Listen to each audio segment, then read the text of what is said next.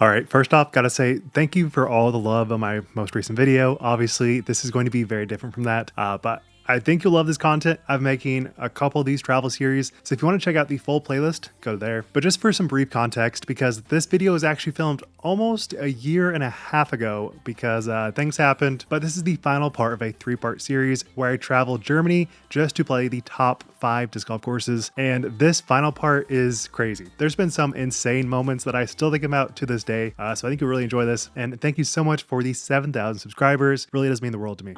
Would it make it better or would it burn me out? Call off the cavalry. All I need is to fade out. Give me some room to breathe. All I need is a way out. So this final episode was more of a survive and vibe, which may not sound like a complimenting trip. Honestly, it wasn't. So here we strive to complete the top 5 courses in Germany with the final 2. First one being Calden Lime Place, which is like northern central Germany. And we end it with not necessarily the top course, but the top course in Berlin. I'm going to absolutely destroy this naming. Wibbenese Rindenbahnstraße Disc Golf Park, which is actually only a 3.5, but it is the highest rated in Berlin. So this episode is coming off the highest high of disc golf I have ever had besides Worlds, and that's because I played the best course in Germany, and honestly it was the best course I've ever played. And so coming off this high, I didn't have too much planned for the remainder of the trip until I get to the disc golf courses, which is like a day and a half away. And so we hit up Erbach Abbey, which is a former monastery. I'm sure history heads would love this, but I was just not about it. Left within 20 minutes, and I just felt like, wow, that was an absolute dud. Honestly, why am I even here? It feels like I'm in the middle of nowhere. I have nothing to film for the remainder of this trip. Like, feels like nothing matters, and I felt like I failed as a trip planner with my very limited amount of time. And then not only that, but I had a bit of a shitty situation. And that's because when I got to this rest stop, I checked every single restroom, which was 10, and not one of them had toilet paper. And then this happened. You do what you have to do, and then I'm left with basically only one option. That is to use my boxers as toilet paper. You do what you gotta do. I know that people have said every stupid vlog says to bring toilet paper. I should have remembered that, but I just haven't had an issue until right now. So after having that disastrous situation, I found this bridge, Gierle Hongasabraka, and I started to jam out on the drive up there, and wow, this blew my mind away. This is one of those tourist traps that feels like it's kind of lame. But once you're there, man, I loved this experience, and it reminded me how much fun it is to just be a tourist. I'm not a filmer, I'm not a disc golfer, I'm just a dude in Germany, trying to have the most fun experience, regardless of what shit comes your way. Instantly, the vibes came right back, and so I called it a day after that, just needing to drive a little bit longer to Cologne. And this is where an experience that I will truly never forget and still think about every day happened. I went to Mediterrana, which is a German spa. And you may be thinking, okay, who cares about a German spa? This is different than any spa you've ever been to. I'm almost sure of it. This is different than an onsen. This is very different because this is co-ed. So it's basically a collection of steam rooms and outdoor pools with one obvious distinction. Clothes are mandatory to be removed. This means if you're a 50-year-old dude with your wife, or a goofy disc golf YouTuber, or just a group of friends relaxing after work, you all exist in the same place with nothing else. No phones, no clothes, honestly no worries, and basically no talking. And at first I thought I was going to have a panic attack. My Western mind tried as hard as I could to accept this as a normal way of life, but I just couldn't. And I realized this is what travel is all about. You have to reject these commonly held notions about what is correct, what is a normal way of life, and just embrace the idea that a body is a body. Having shame about your body is actually kind of weird. So for the next 2.5 hours, I tried to really embrace relaxing and letting go of my shame, and I quickly forgot everyone could see my dick. So yeah, do I recommend this? Honestly, yes. I think it is actually super important to understand that being naked is not a bad thing. I'm not a nudist by any means. I probably would not do this in many places, but in a country like Germany, where it is so commonplace, it is actually super fun, and it reminds you just to take life a little bit less serious. So after that, I crashed in my hotel room in Cologne, and then I went to Calden Lime Place, number 4 on UDisc for the top courses in Germany.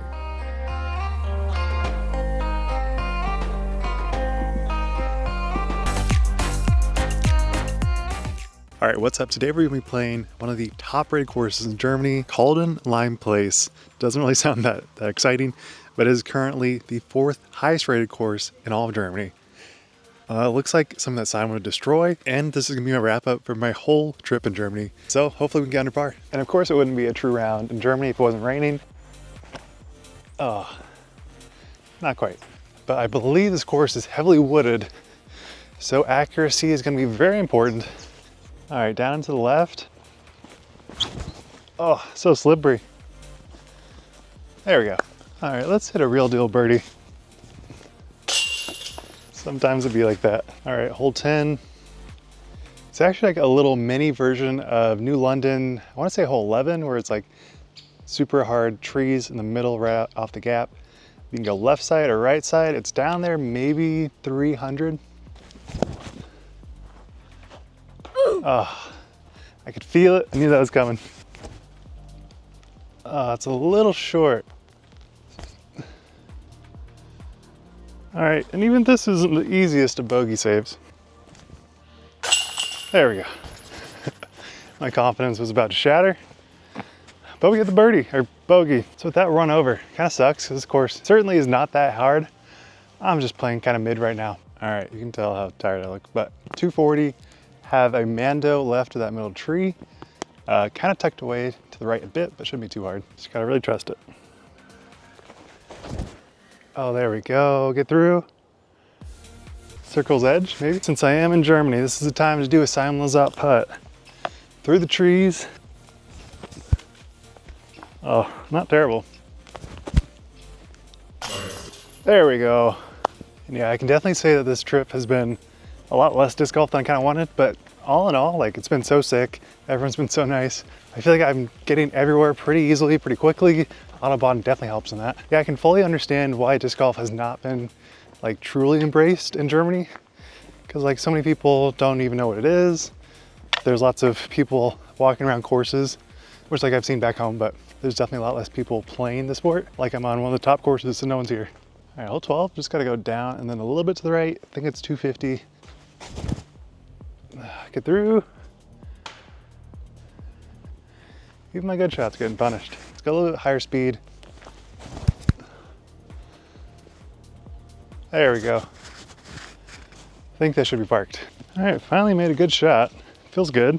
But yeah, something I've just been thinking about this whole trip is, it is so strange that like Simon originated and lived and grew up in this disc golf community. And I'm sure Bremen is like totally different than where I've been playing, but I feel like for the most part, I haven't seen anyone truly playing disc golf besides like 1 or 2 groups on every course. And it's just so strange because you would expect like this outdoorsy culture to more so adopt like, this whole disc golf life. And at least in my experience, people don't even know what it is because they're picking up my disc and just chucking it, which is, it's hilarious, but also very interesting because I just would not have expected it to be kind of totally insular and not really a part of any German culture. Like I know there are a lot of leagues in Germany. I think they have a decent amount of events, but for the most part, the overall awareness of the sport is like 0. It just feels surprising to me because Simon is literally the most popular disc golfer in the world, and yet nobody in Germany seems to know what disc golf is. All right, definitely a lefty friendly course, but man, that just looks so sick.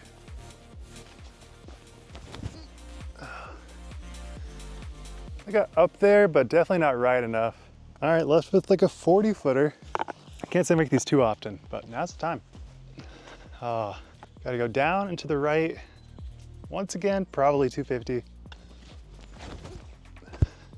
Get through. Oh yeah. A little heavy on the skip, but we got there. All right, switching to the phones. Hopefully you can still hear me. First, like down into the left shot. Love that. I think it's about 250 again. Let's go. Hopefully that caught on camera. That was actually a really good shot.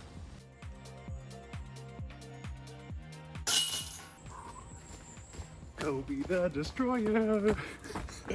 All right, of course, after that very solid birdie, we have a kind of tougher hole down and then way to the left.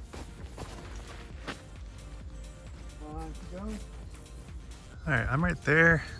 Basket's down there, maybe 150. I think we can do it.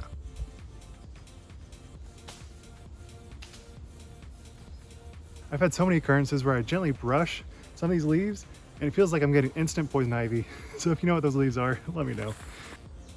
All right, hole 17, definitely doable. Just gotta throw it straight, maybe 300.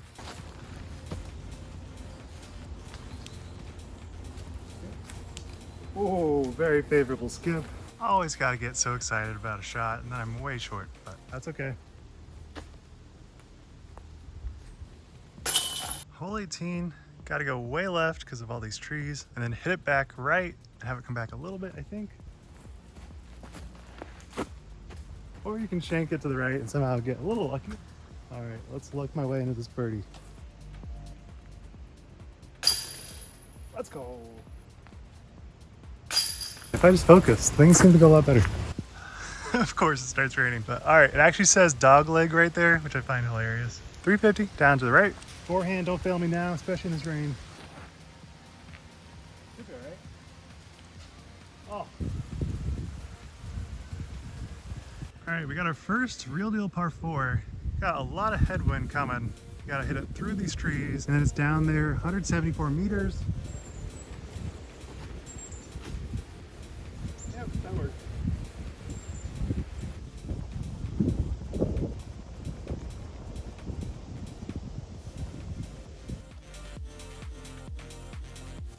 We're built for this moment.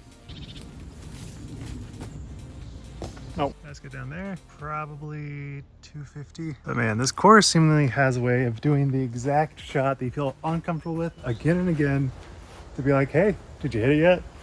And my result has been no.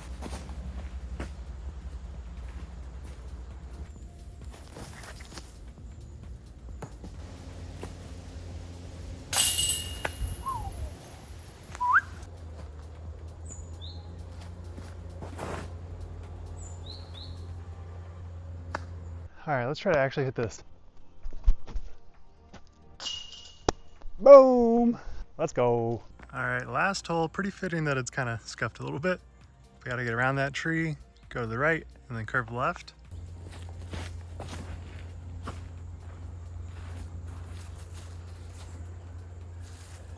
Ooh, yeah. All right, let's end it with a good one. Sometimes it be like that. I'll take one for two. That concludes the 4th best course in Germany. Honestly, I have some mixed emotions because this was a pretty good course. Was it the best, like top 4? I don't really know if it qualifies as that, but it was really good. It was fun, nice and wooded. A lot of shot shapes you don't really see that often, and a lot of recurrence of the same shot shape that I was bad at, but that doesn't make a bad course. It just means that I'm bad. And overall, the scenery surrounding this is like crazy cool. Would I rate this like a 4.5 whatever on UDisc? Definitely. Would it be the best course I've ever played at? Not really. So having wrapped up that round and just everything going on here, I felt like I have successfully accomplished what I wanted to in this trip. So I still had to drive a decent ways to Berlin with not too much sunlight. So I quickly realized I will not be achieving my goal of getting the top 5 courses. Playing in Berlin was just going to be way too hard with the limited amount of sunlight I had, and I had to leave the next day. But let me tell you, I still did a lot in Berlin. I quickly went to Stief to get a Stief teddy bear for my son, nearly got rear-ended about 100 times in the downtown area. Probably doesn't look that tight, but oh my goodness, it's the most stressful driving in my entire life. Got to see whatever the heck this is, and grabbed my first truly German meal of the entire trip. So all in all, this trip was not at all what I thought it would be. It was so much harder. I've not really mentioned it yet because no one cares about driving, but it was terrible. I don't know how tour people do it. I drove probably 20 hours in 1 week. Hated it. I did like the Autobahn, going literally any speed you want. It's very cool, but you quickly get into the rhythm of it and it just feels like a normal road. So driving on a normal road for 20 hours, not the most fun, but I truly feel like I fit as much as you could in such a small period of time. And like I said, this was done a year and a half ago. So now that I have a kid, this trip just could not have happened. So I feel so lucky that I was able to get it in. And just another reminder, if you are someone that loves disc golf, but is kind of getting into those disc golf blues where you're not loving your courses, you're just not loving the vibe in general, do a disc golf weekend trip. I guarantee you, going to a disc golf hub like Charlotte, Austin, Dallas, Portland, all these will definitely revitalize your love for disc golf. And I guarantee you, it is probably much cheaper than most trips you'll ever go on. So that concludes my trip in Germany. Did I expect to get naked around a whole bunch of people? Did I expect to nearly poop my pants? And did I fail at speaking German to probably 15 different people? Definitely was not on the top of my list, but it is all part of the fun for travel. And I hope you guys enjoyed this video. I loved making this. Probably the best trip I've ever done. I loved it. Loved every moment of it, and I highly recommend you do so as well. And if you have loved this series, recommend down in the comments other places you would like me to go to next. It may be a year until I actually go, but I would love to get recommendations. So with that, be sure to subscribe. Thank you guys so much for watching. Wild Runs, signing out. Peace.